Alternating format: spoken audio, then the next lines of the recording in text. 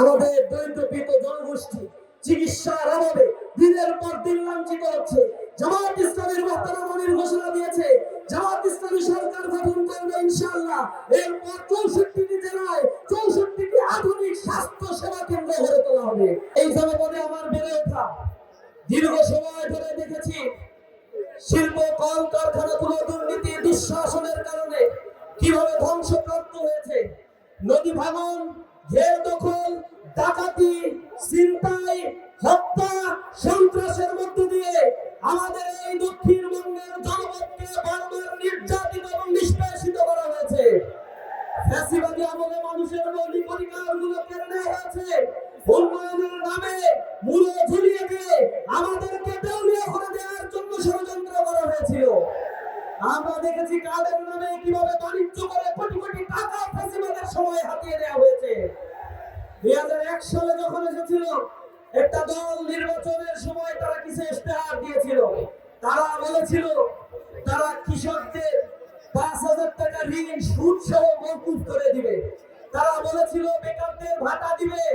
তারা প্রতিশ্রুতি দিয়েছিল এই জনপদে তারা বেকারত্ব দূর করবে, শিল্প কারখানাগুলো গড়ে তুলবে। কোকো ও শিয়া বাটারের ইউনিক কম্বিনেশনে তৈরি Natura expert care body lotion স্কিনের ড্যামেজ হিল করে, ত্বক রাখে সফট ও ময়েশ্চারাইজ। লুকিয়ে আর কতদিন? Bye bye damage skin. তারা বলেছিল ইপিজেড করে তুলবে, তারা তাদের কোনো প্রতিশ্রুতি রাখে নাই। 1 সাল থেকে 6 সাল পর্যন্ত ক্ষমতায় থেকে দুর্নীতিতে এদেশকে চ্যাম্পিয়ন করেছিল তারা। শিক্ষা কাঠামো দক্ষিণ অঞ্চলের শিক্ষা কাঠামোকে ভেঙে দেওয়া হয়েছে। প্রত্যন্ত অঞ্চলগুলোর রাস্তাঘাট জননিরাপত্তা আজ বিঘ্নিত হচ্ছে। দিনে দুপুরে মানুষকে লাশ হতে হচ্ছে। এই জনপদকে গড়ে তোলার জন্য সুশাসন আর ইনসাফের কোনো বিকল্প নাই।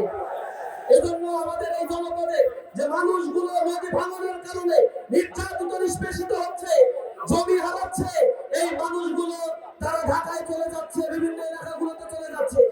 এই খুলনা শহরকে একটা স্যাটেলাইট সিটি গড়ে তুলে যদি কর্মসংস্থানের হাব তৈরি করা যেত, এখানে যদি ইপিজেড গড়ে তোলা যেত, ইন্ডাস্ট্রি তৈরি করা যেত, গ্যাস কল কারখানা দেওয়া যেত, কারিগরি শিক্ষার উপযোগী ব্যবস্থাপনা করা যেত, তাহলে এই দক্ষিণবঙ্গের মেধাগুলো পুরো জাতির জন্য উপকার হয়ে নিয়ে আসতে পারত।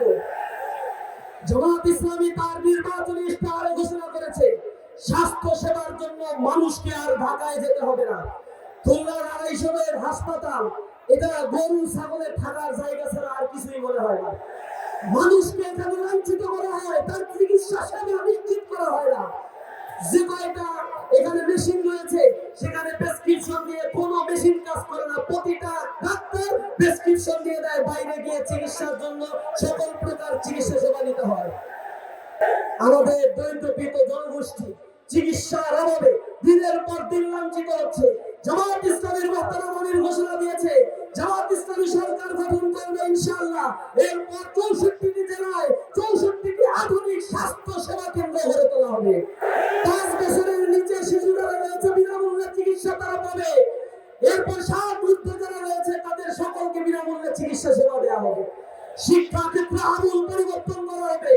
কাদের যে গেম খেলা হচ্ছে, প্রত্যেক নাগরিকের সমান সুবিধা নিশ্চিত করার জন্য সকলের স্মার্ট কার্ড থাকবে, সকলকে নাগরিক সুবিধা দেওয়া হবে। জনগণের সেবক হবে জামাত ইসলামী। জামাত ইসলামী ঘোষণা দিয়েছে সরকারের কাছ থেকে এমপি হওয়ার পরে 1 পয়সা অনুদান নিয়ে কোনো এমপি চলবে না। দুর্নীতির সাথে তারা জড়িত হবে না, ঋণ খিলাপি নিবে না। জামাত ইসলামী ছাড়া বাংলাদেশে আর কোন সংগঠন বা দল নেই যারা